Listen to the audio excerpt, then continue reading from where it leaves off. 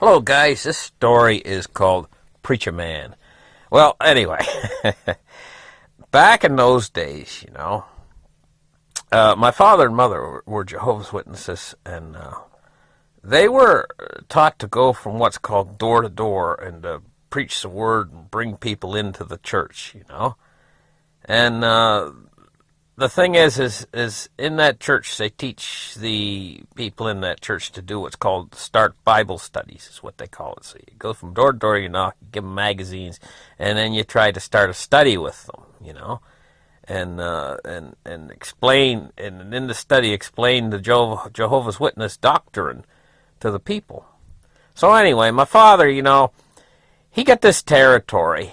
They give them these little territory cards where the Jehovah's Witness Church cuts up a map into little tiny pieces and makes these little territory cards. And they cut the town that the church is in. They put a map on a table, and they take a pair of scissors and they cut the map of the city up in little pieces, and then they glue it to little cards, like little index cards, and then they laminate them even, and then they distribute them to the members of the church, and they say, this is your territory, and we want you to work in this particular territory and do every house, knock on every house, and give them magazines and try to start a study. So my father, being good Jehovah's Witness people, my father and mother, they worked hard at trying to start these studies, So my dad was given this little territory slip of where his territory was, his and my mother's territory, and they used to bring me along, and I'd sit in the back seat, and they'd stop at houses, knock on the doors, and try to start studies. So they got this territory that was like kind of in behind the Publix area, and there was a little section in there.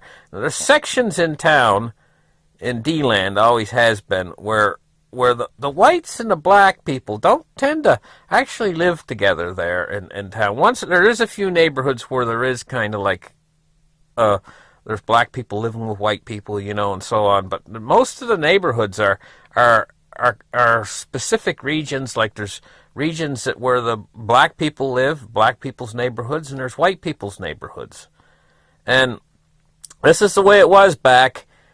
I don't know if it's still this way, but this is the way it was back in the 1980s, It was like this in D-Land, Florida. So anyway, my dad's neighborhood was the black neighborhood. And knocking on these homes and going in, there was an awful lot of dogs, and almost every house had a dog, and a dog on a chain. The dog would be running up, or maybe the dog would be running free around the chain, on a chain, but there was a lot of dogs in that neighborhood, and the dogs would be in the sand, digging around the sand. Some of them had mange on their fur, half of their fur was dropping off, and there was cats running around too, and there's a lot of kids, and playing, they'd play in the streets, and everything, and they wouldn't be wearing much clothes, just maybe, the kids be running around. Not that they're not wearing much clothes, but they got clothes on, but they're like dirty clothes, and they're laying around in the sand with the animals and playing and stuff, and running around screaming, playing, throwing balls and stuff. There's a lot of kids in the neighborhood, especially in these neighborhoods that were called the projects, and that was one of my parents' territories too, was what was called the projects, and the projects was not all black people in D-Land. The projects was like, there was a lot of white people in there too, but they were, how can I put it? They were the kind of people that were sitting there playing loud music, laying in chairs, drinking beer, and cussing, and the white people that are in the projects too, and they look like street people. I'll put the label on them. They look like street people. Anyway, so my dad, he had this territory in behind Publix. And there was this house that, I can't really call it anything, but it was under a couple great big oak trees, And it was a small little house, tiny little house, and it had been built a long time ago, and it was built up on cement blocks and stuff. The house was like up in the air. It was like a foot high off of the ground. It was all made out of wood. There wasn't any real foundation on the house. it was just like sitting up on a bunch of blocks, you know, a little wood house, you know, and it was all painted white, mostly white, but there was green and there was a bit of blue painted on it, you know, and the paint had got old and faded, you know, and the paint was all peeling off, and there was a lot of mold at the base of the house, you know, where the house gets down close to the ground, and there was some old fencing and tires laying around the yard, and most of the yard was all like sand and everything, you know, where the grass hadn't grown, and it was under these big oak trees, you know, this house. And it was a rough-looking little house, you know. It wasn't very big, and my dad knocked on the door, and this fella come to the door. Big, hefty set man, you know. I mean, he was a big fella, you know. And he must have weighed 275 pounds or 260 pounds. Wasn't real fat. Was just tall and big. And he come to the door, and he had a very soft voice, you know. And he was very pleasant. He said hello to my dad. How are you? And he spoke good, and he was very pleasant, very nice to my dad. My dad says, yeah, you know, and instantly, you know, my dad and him got along good, just as soon as he come to the door. And he said, come on in, to my dad, you know. So me and my dad went in the house, you know, and the house was, it wasn't real dirty. It was fairly clean, but the plaster was all falling off the walls, and there was no paint in there or anything. And the Chesterfields and the furniture was very old, you know. It was like stuff a lot of people wouldn't even keep it if they threw it out in the garbage, you know. The Chesterfield and everything, you know, and it was all, but he had it all covered with bedspreads, like the Chesterfield and the chairs, you know, were mostly covered with bedspreads, and everything was clean. The floor was clean. It wasn't messy or anything like that. It was nice and clean. And inside the house, there was a little bit of like an odor from the house being on these blocks, not being far from the ground. A little bit of a musty odor, like a kind of like, you ever went into a library before sometimes, and the library will have a kind of like a library smell? It was a little bit like that. It wasn't stinky, but it was like, just because of where the house was, because the house was under these big oak trees, you know. And so this man was very pleasant. He sat down and he wanted to have a talk with my daddy. And my dad said, oh, I want to read you a few scriptures from the Bible. And he says, yes, I says, I'd like to read from the Bible with you. And they sat down, you know. And there was a couple little kids playing around. One little kid was really fat. He was the older one. And there was a little younger one, you know. And the younger one, he was a little bit thinner, but very healthy, these two kids. And they come roaring around. They were through the door, you know. And I was sitting on the chair, and my dad was sitting on the couch, and this man was sitting on the chair across from my dad, you know. And these two kids were like fighting, and they were rolling on the floor, you know. They weren't very old. They were only like first graders, you know. And he looked down at them. What you boys doing? They looked up, and their eyes opened up, and their eyes, great big white eyes, you know. Their eyes were like, went right open big, and their eyes were like white looking, like the whites of their eyes, you know, looking up at their pop. What are you boys doing down there? You boys, you straighten up. Otis, you sit in that chair right there. Little Willie, you sit in that chair over there. You do it now. Don't you move. They sat up, very obedient. Went right over, sat down in the chairs. You know, Otis and little Willie. And there's Big Willie.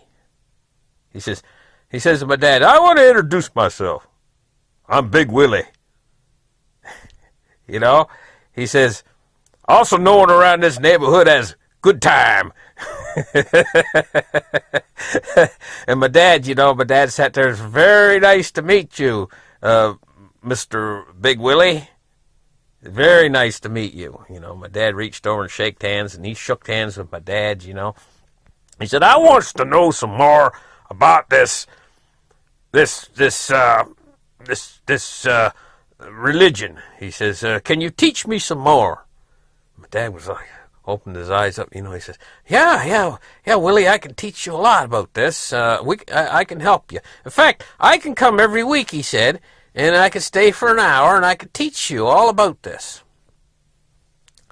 So they sat there, and they started, he says, in fact, this morning, he says, I can start with a whole hour, and I can teach you as much as I can in this hour, he says.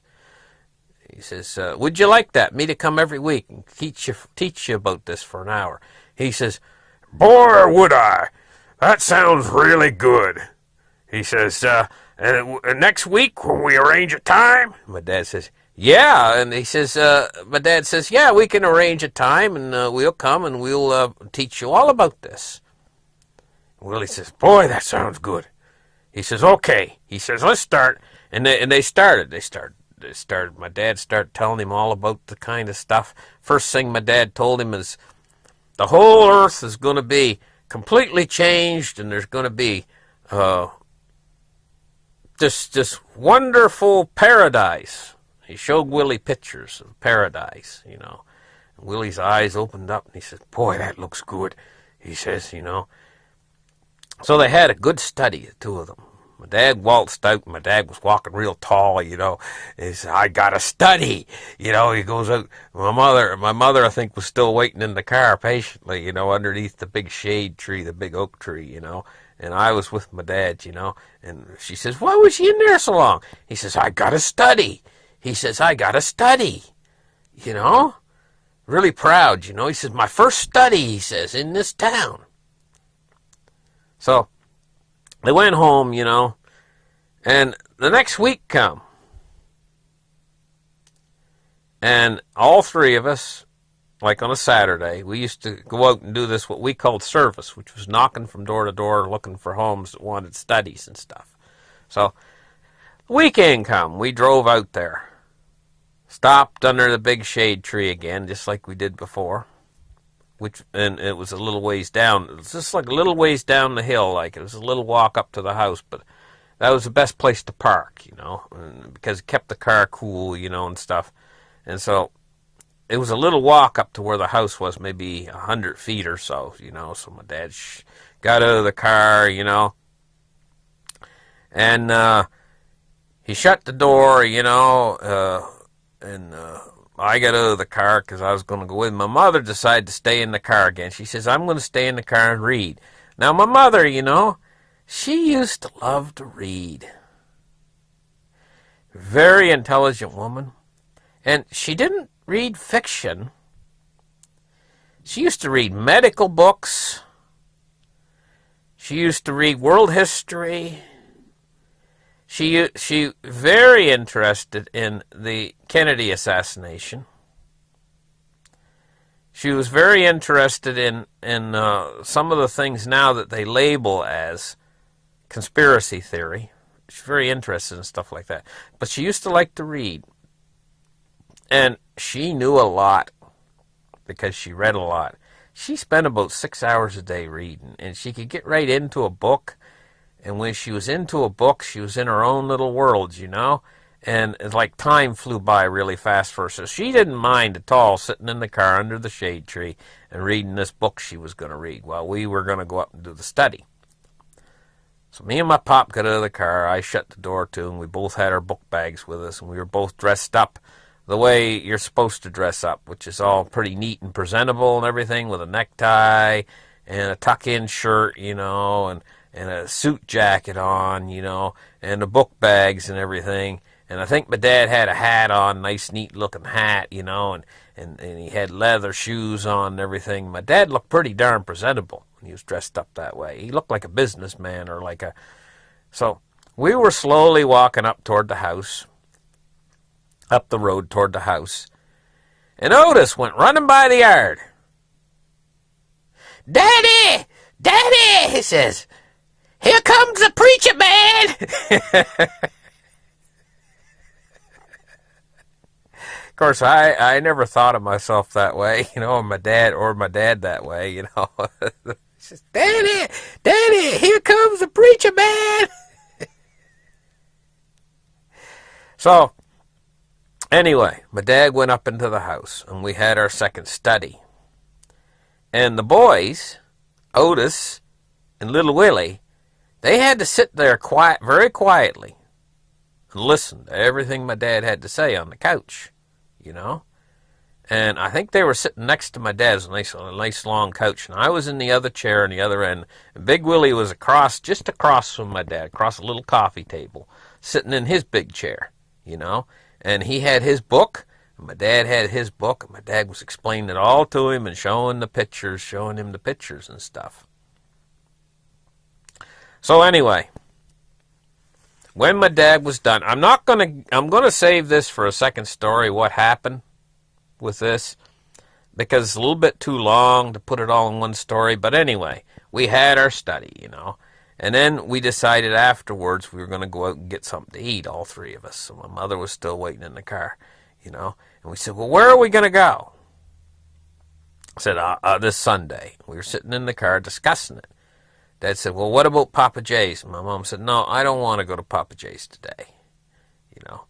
And I was sitting back there listening. My dad says, well, what about if we go up to that new restaurant up the other end of Orange City? My mom says, no, I don't want to go there either, she says. My dad says, well, what about Mano's? Mom says, yeah, okay, we'll go to Mano's. So Mano's was only about a mile away. So my dad drove up, and he went up on the, I think it's 1792, and he went up a little ways, and he made the turn near Papa J's, and he went up the street a little ways, and there was Mano's. We went into Mano's, you know. So I always liked, well, I'll tell you what I always liked to get at Mano's. Mano's, you know, their pizza. I don't know how they made their pizza. It was an Italian restaurant. It was in this big white building. It was all white, and it was like a restaurant type building. I think it had been made to be a restaurant. Actually designed to be a restaurant. It was all made out of cement blocks, the building. Most of the buildings, you know, in Florida are cement blocks. They use cement blocks extensively in their construction. But this building was all cement blocks, and it had some nice big windows in it, you know, that looked out over Central Florida, you know, and it was a really nice little restaurant. But what was very special about this restaurant is the way they made their food. It had a different taste than you got in other places. Now, I used to like to get the roast beef sandwich, and they would slice the roast beef and put it into a sandwich in this big long bread roll. The bread roll was something very similar to what you would see if you went to a Subway sandwich shop and got a foot-long sub. You know, it's very similar, and they'd slice it in half the same way, and they'd spread it open. And then they'd fill it with this hot roast beef, that was sliced roast beef, and the roast beef was a little bit like very, very tender, extremely tender. And it had been done up with special spices that Mano only knew how to do. I would never, if I tasted that roast beef again, I could tell you it's Mano's roast beef. It was very, very specific to that restaurant, the way they spiced it and everything. But it was juicy, too, the roast beef. So they put this big slather of roast beef in the center of this sandwich, you know. And, I mean, it was like, the sandwich was like really wide and had a lot of roast beef in it. And the roast beef, the juices off the roast beef would inevitably always go down into the bread that was under it. And it would saturate the bread that was directly under it. But the bread on the side was still crusty, you know, and it still was like dry on the sides of the roast beef. But underneath the roast beef, the bread would be a little bit on the soggy side, but it tasted like that juice that was off of the roast beef, which tasted really good, you know, the spices and everything he had used in his roast beef. So roast beef was very tender.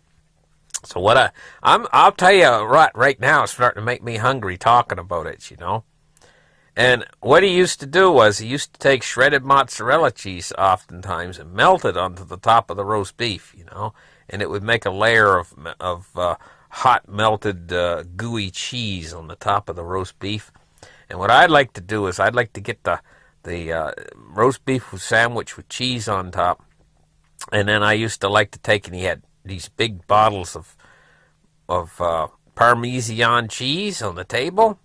I'd like to sprinkle that on, sprinkle it on until I got a layer about a quarter-inch thick on the top of the roast beef sandwich, you know.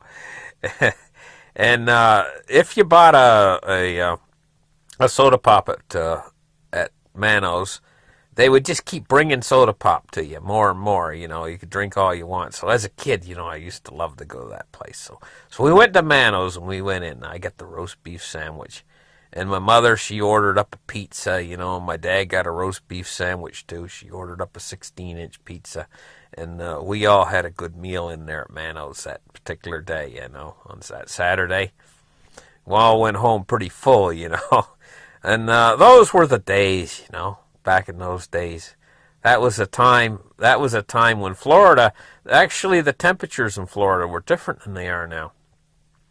The summers weren't as hot, and the winters weren't as cold, you know, as they are now. The climate has been slowly changing over the years, you know, since then till now. Now they get really hot summers, so hot that it stings your skin, you know. It's up near 100 degrees every day, sort of thing. And in the winters, they get a hard frost in that region now. But back then, never got a frost in the winter. And in the summer, you know, it never got above, say, 93 or 94 degrees. You never got 98, 99 and stuff like that. And it wasn't quite as humid, you know. There was more of a sea breeze and stuff. Anyway, thank you guys for listening. Like and subscribe, and we'll catch you in the next show. Bye-bye, guys.